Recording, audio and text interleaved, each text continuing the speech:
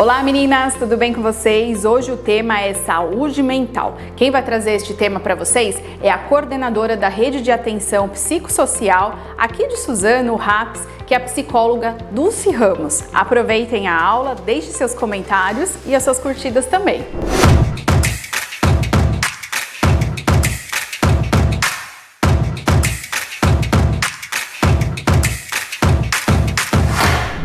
Bom dia, mulheres multiplicadoras dos direitos, promotoras legais populares de todos os cantos do nosso país. Eu sou a Dulce Ramos, mulher, mãe, psicóloga, com formação psicanalítica, especialista em psicologia clínica, educação em saúde e reabilitação, e trabalhadora no Sistema Único de Saúde por mais de 30 anos, atuando diretamente na luta pelos direitos das pessoas com sofrimento ou transtorno mental. Atualmente, eu coordeno a rede de atenção psicossocial no município de Suzano, no estado de São Paulo.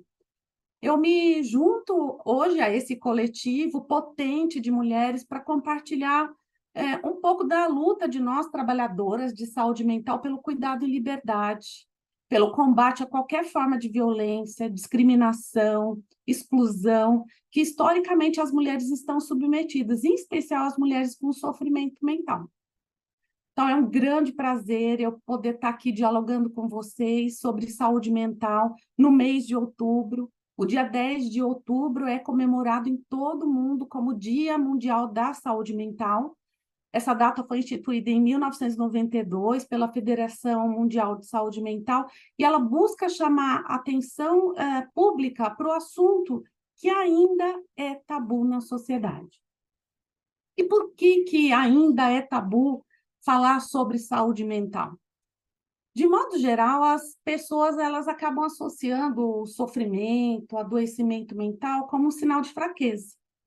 Não é pouco comum a gente ouvir, né? Que é falta de vontade, que é preguiça, que é falta de fé, falta de um tanque de roupa para lavar, e assim vai. Então, carregado de tanto estigma, né? O sofrimento, ele frequentemente também ele é associado à figura feminina, que ainda é vista como uma figura mais frágil. Então, tomado por esse discurso preconceituoso, excludente, nós, mulheres, acabamos nos sobrecarregando. A gente acumula papel, nos culpamos, adoecemos e acabamos conseguindo até reconhecer em nós o sofrimento. E muitas vezes tomamos a iniciativa de buscar ajuda com mais facilidade, mas continuamos sofrendo. E mesmo buscando ajuda, nós trazemos sobre nós a culpa por não ter dado conta. Então, além de adoecer, além de se sobrecarregar, a gente ainda se culpa por não dar conta. Por mais de 2 séculos no Brasil, então desde os 1800, o adoecimento mental ele foi escondido ou nos porões das casas, né, as pessoas ficavam trancafiadas, ou nos hospitais psiquiátricos, que por muito tempo nós chamamos de manicômios.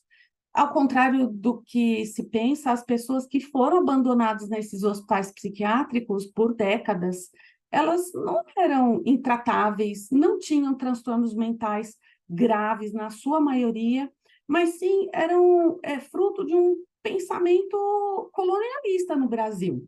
Ou seja, elas não eram produtivas suficientes para o sistema.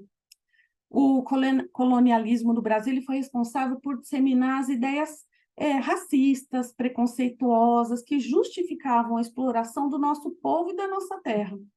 Então, a partir dessas ideias, foram criadas políticas públicas que discriminavam e excluíam as pessoas que eram consideradas improdutivas ou indesejadas, como os idosos, os doentes, os andarilhos, as prostitutas, os pobres, que na sua grande maioria eram mulheres. Então, esses espaços eles foram ocupados por muitos anos por um público muito grande de mulheres que acabaram morrendo nesses hospitais psiquiátricos.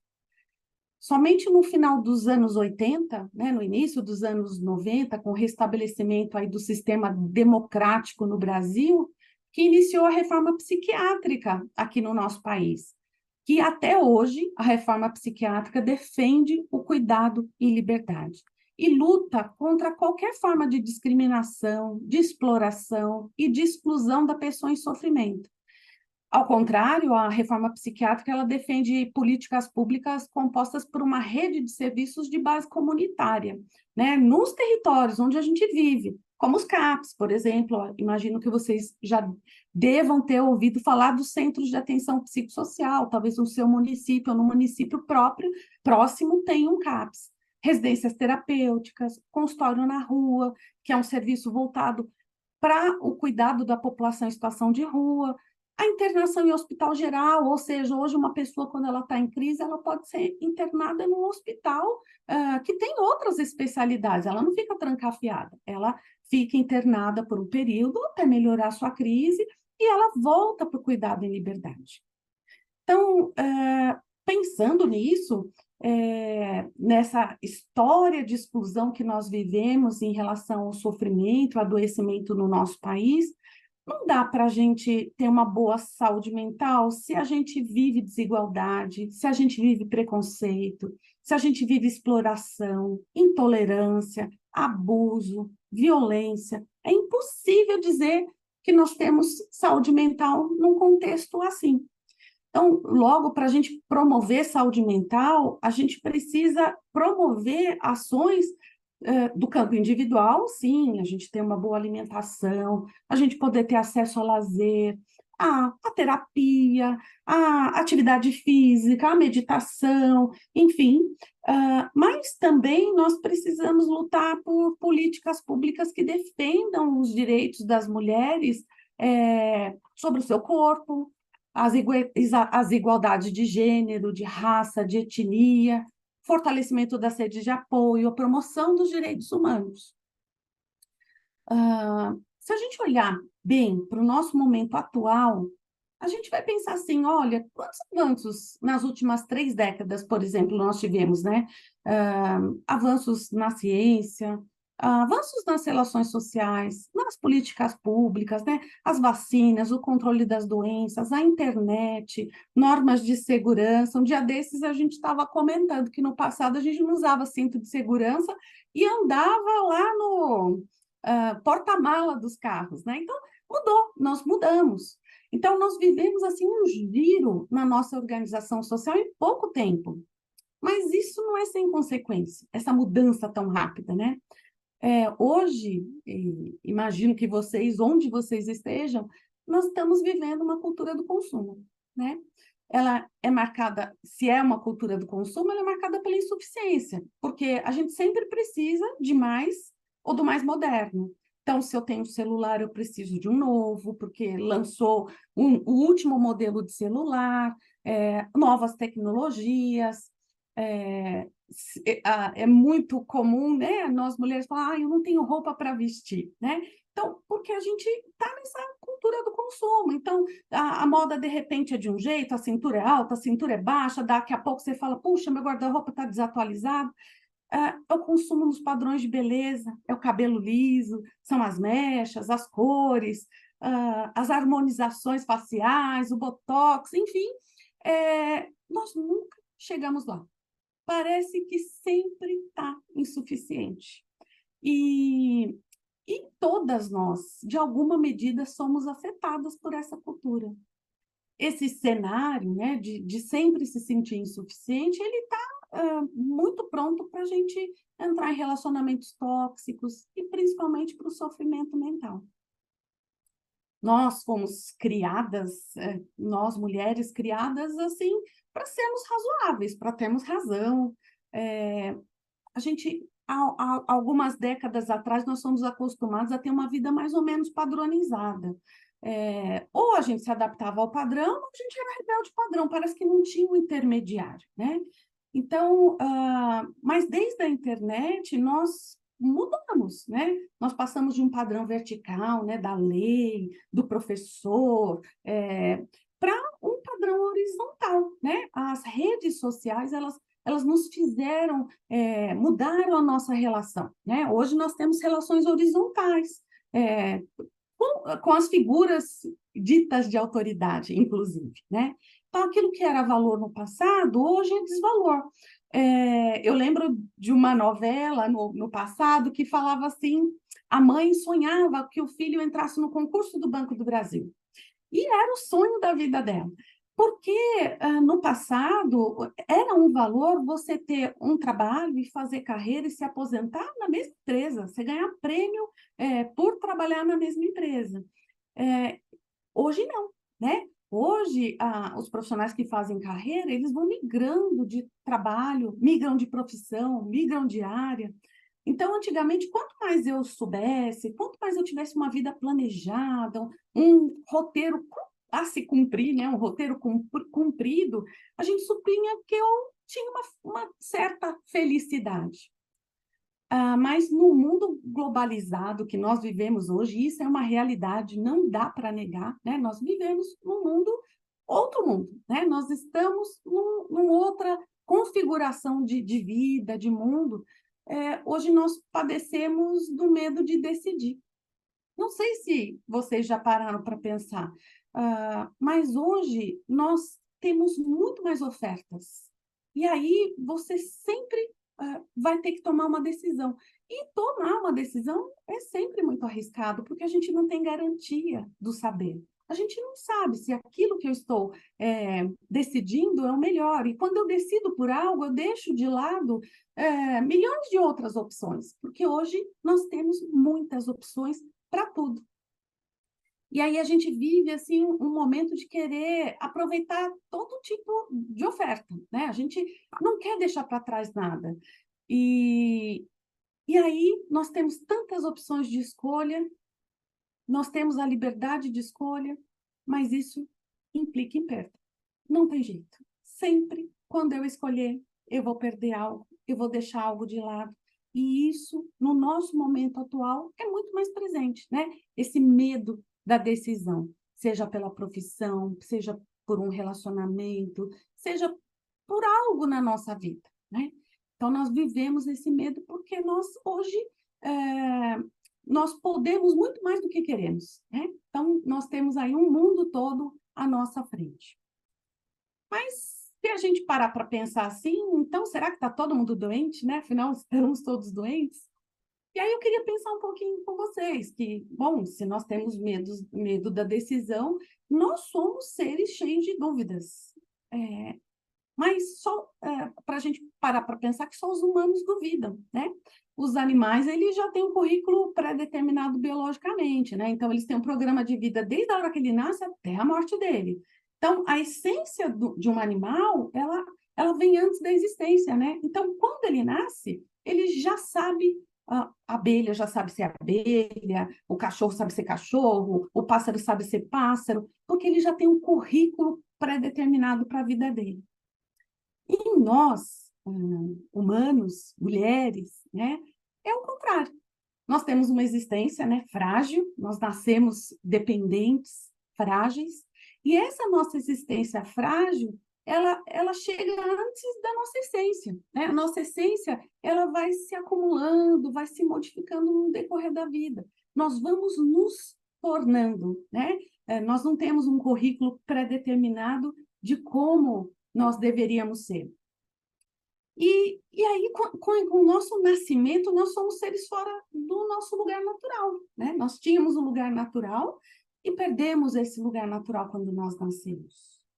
E ao perder esse lugar natural, no ventre da nossa mãe, nós nos tornamos livres, a partir do momento que nós nascemos. E aí passamos a falar, então nós somos seres falantes, mas também somos seres faltantes, nos falta, porque nós não temos o nosso currículo pronto, né? Muita coisa ainda está por vir. Então, nós somos lançados aí nesse mundo num conjunto de experiências indeterminadas, a gente não sabe o que vai acontecer, complexas, né? Cada um de nós vai vivendo experiências de vida muito diferentes uns dos outros. Então, cada vivência nossa vai ser única e que vai determinar uma essência única. Então, nós, diferente dos animais, nós somos únicos. E podemos criar nossa própria história. Isso é muito bom, né? Por um lado, é fonte de liberdade, né? Eu posso criar minha própria história. Mas, por outro lado, é uma fonte permanente de mal-estar, de desconforto, de dúvida, de não saber. Então, ao mesmo tempo que eu sou livre, eu tenho mal-estar, né? Por não saber decidir, por não saber o que virá depois.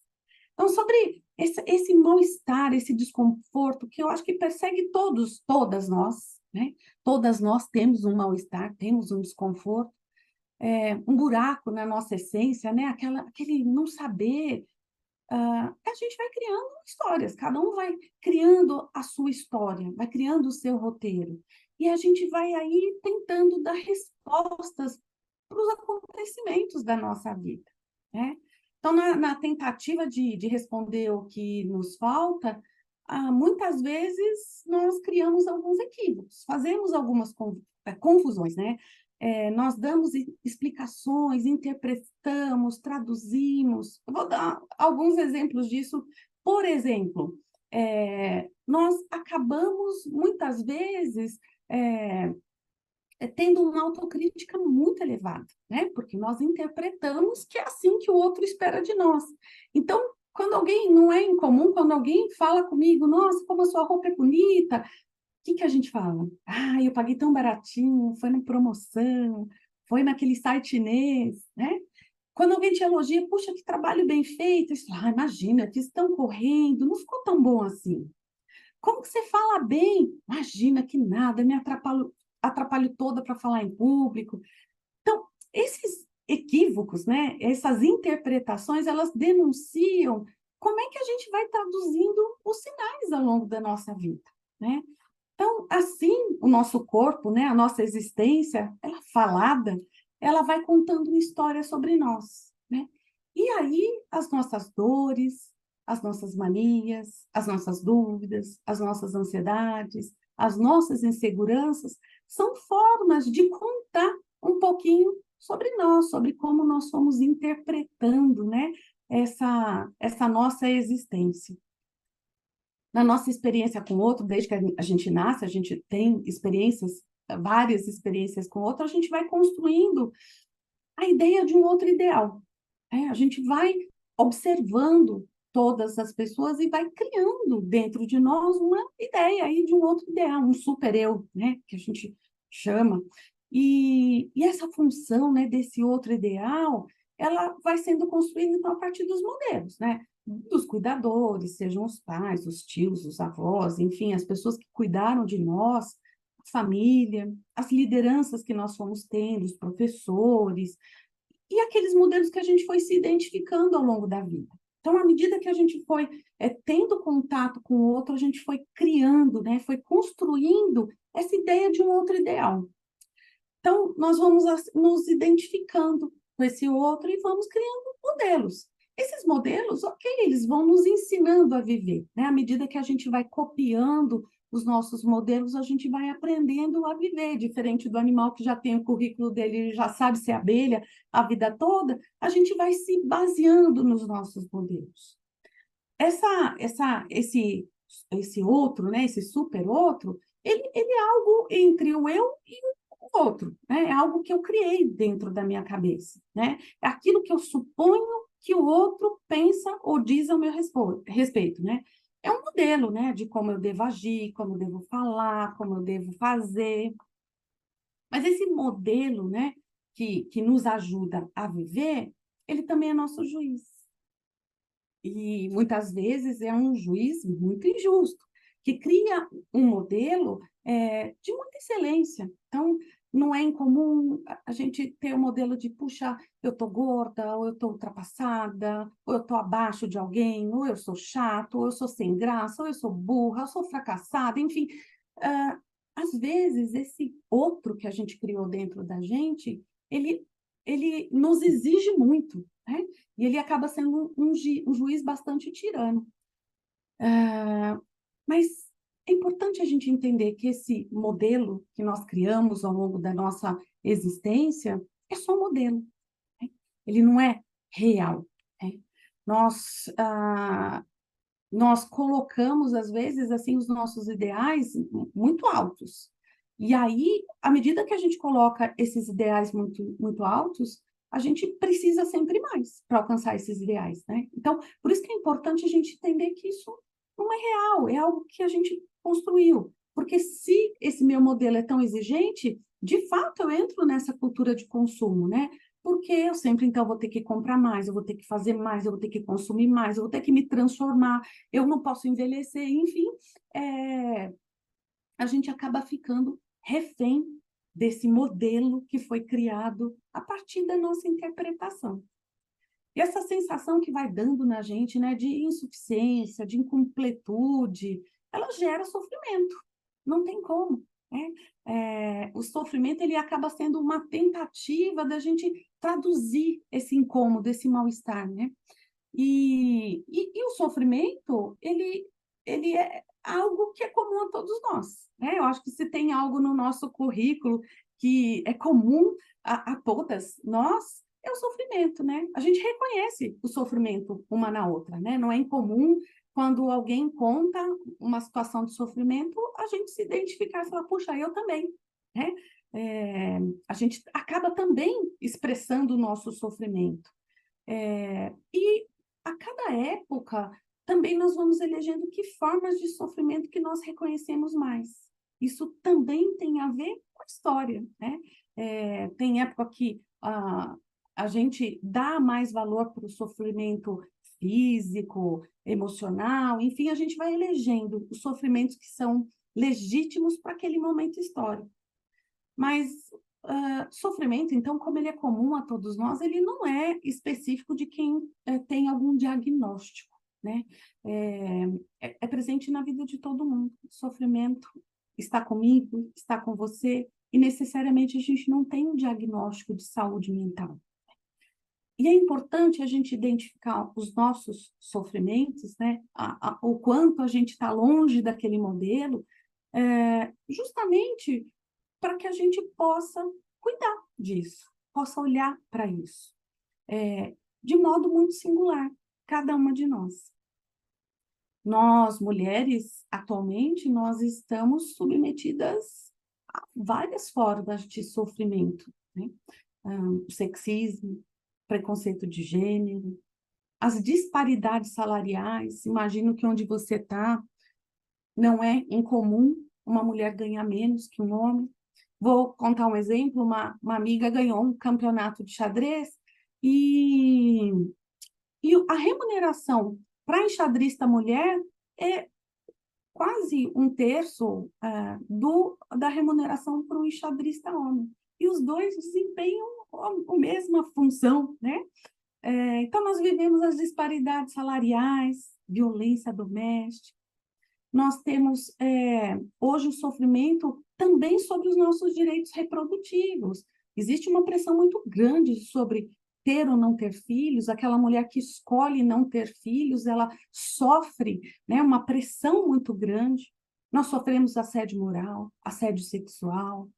E, por conta disso, sofremos também a maior incidência de adoecimento mental. Depressão, ansiedade, é mais frequente e mais comum nas mulheres. Talvez não, mas a partir de toda essa trajetória que a gente está pensando aí da nossa Constituição. E aí a gente pensa assim, tá, mas como é que eu posso corrigir essa rota? Dá para corrigir? Tem saída? Dá para sair desse equívoco? Eu falo para vocês, começar é muito difícil. Começar um regime, começar a estudar, começar a mudar um hábito. Isso eu acho que é uma das grandes dificuldades que a gente tem, né? Começar um novo. Não é à toa que por isso a gente tem marcas na nossa vida, né? A gente comemora o ano novo, a gente comemora o nosso aniversário. É como quase que a gente estivesse encerrando um ciclo naquele dia e nos dando oportunidade de começar um novo ciclo. É como quase que se a gente estivesse nos dando a oportunidade de ser outra pessoa, né? De fazer uma outra história. E mesmo sendo difícil, acho que é um desafio a gente tentar, né? Esse novo ciclo, esse novo momento. Nós somos seres faltantes, isso é fato, né? Então, nós nascemos sem um currículo pré-determinado, nós não sabemos direito para onde caminhar e para onde ir, mas também a gente não precisa sair dessa falta, né? Dessa angústia da falta para uma completude, para o domínio, para a opressão, que parece que a gente acaba caminhando, né? Migrando de um extremo para o outro. É, eu acho que, não sei, vocês devem estar observando que vivemos hoje uma geração que diz, olha, eu preciso, eu quero, eu tenho direito. Ok, nós temos e temos que lutar pelos nossos direitos, mas é um lugar de uma completude, né? Eu não estou dizendo dos nossos direitos sociais, mas estou dizendo desse lugar pessoal, né? De que eu saio daquele lugar que, puxa, me falta, eu estou sofrendo, estou angustiada, eu não sei o roteiro da minha vida, eu não sei escolher, para um lugar de negação, né? De negação dessa falta, né? Porque quando a gente está na completude, a gente está negando as nossas faltas, está negando que nós não temos esse currículo pronto mesmo. Ok, né? Isso é comum a todas nós, não é privilégio de ninguém. Por mais que nós ouçamos pessoas, né, nas redes sociais falando de uma vida ideal, isso é ilusão, não é real, né? É uma negação da realidade. Então, é muito importante que a gente possa conhecer as nossas interpretações, né? Puxa, eu estou sendo muito severo comigo, estou sendo muito duro. Compreender que essas interpretações, elas são interpretações, né?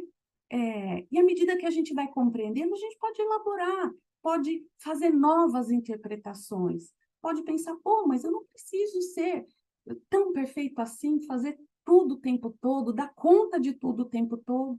E à medida que a gente vai reconhecendo, que vai compreendendo, que vai elaborando, a gente pode recusar, inclusive, esse lugar que é tanto da falta quanto da completude. A gente pode caminhar num intervalo, sabe? Eu não preciso ser perfeita, mas também isso não me faz a pior pessoa do mundo e a mais incompleta, né?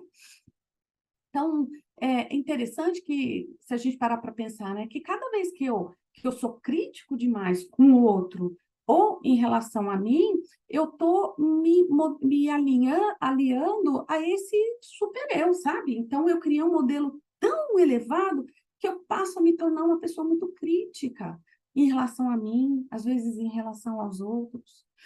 E aí, a gente pensa, tá, mas e aí?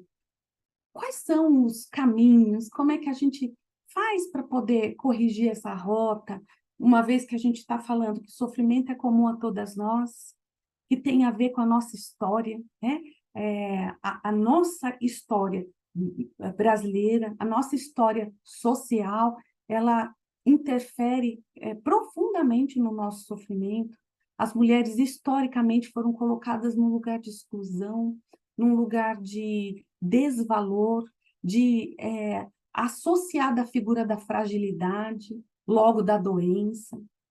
Mas é importante a gente, primeiro, eu acho que eu queria, não sei se são dicas, mas pensar com vocês alguns pontos que talvez vocês pudessem carregar para a vida de vocês e nas suas trajetórias.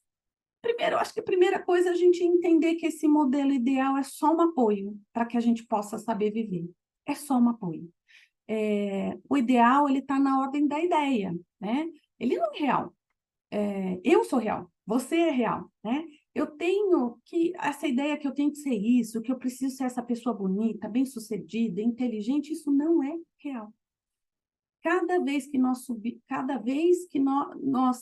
pensamos nesse ideal, a gente vai subindo a nossa régua de exigência.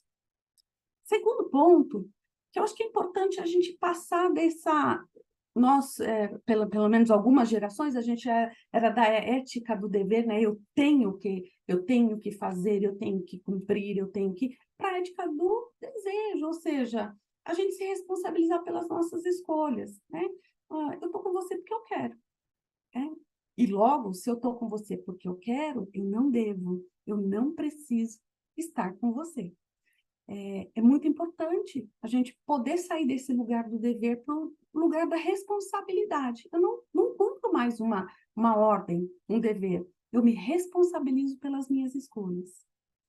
A gente encarar também, né, essa nova época com medo, com vontade de voltar atrás, né? Muitas vezes eu ouço as pessoas falando, né? Puxa, antes que era bom. A gente vive hoje, lógico, outros conflitos, mas também a gente tem um momento de muita criatividade, né? É, nós não temos certeza, logo a gente pode dar respostas muito genuínas, muito criativas, para os encontros da vida. Outra coisa é, acho que para mudar a nossa vida, a gente também tem que sair do trágico da vida, né? A gente tem uma certa preferência pelo trágico, por uma tragédia, sabe? A tragédia, ela geralmente é uma história que ela não vai mudar, é uma história mais ou menos segura. E é importante a gente se desapegar disso que é tão seguro. Falando que a gente é apegado à tragédia, é só a gente passar num trânsito parado quando a gente vê um acidente, porque a gente para ver a tragédia, né? Então, é importante a gente sair desse lugar do trágico, sair da armadilha da perfeição, do modelo, do milionário, do monetizado, é a palavra que eu acho que eu mais ouço ultimamente, né?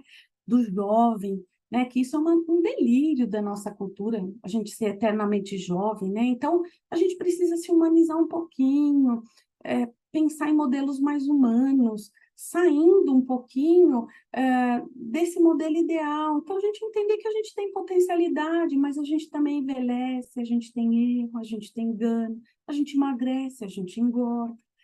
E aí eu queria concluir a minha fala falando para vocês o seguinte, o bolor é bolor, mas ele produz penicilina. Então, eu queria que vocês pudessem refletir que é nos nossos sofrimentos que a gente pode sair mais produtivo. E se você que está me ouvindo está em sofrimento, eu te falo, procura ajuda profissional. Na sua cidade, imagino que deve ter um CAPS, ou algum serviço de saúde mental, um postinho de saúde, um ambulatório de saúde mental, uma universidade. As universidades ou os cursos que formam psicólogos, geralmente têm atendimento gratuito.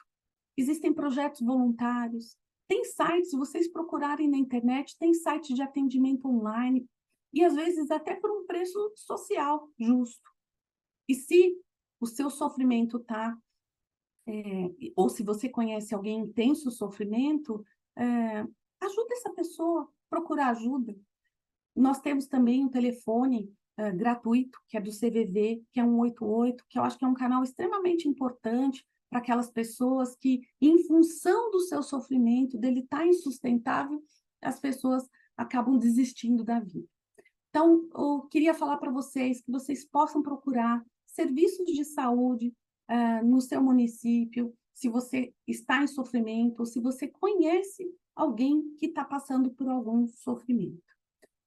Meu desejo é que vocês tenham aproveitado esse nosso momento, a nossa reflexão.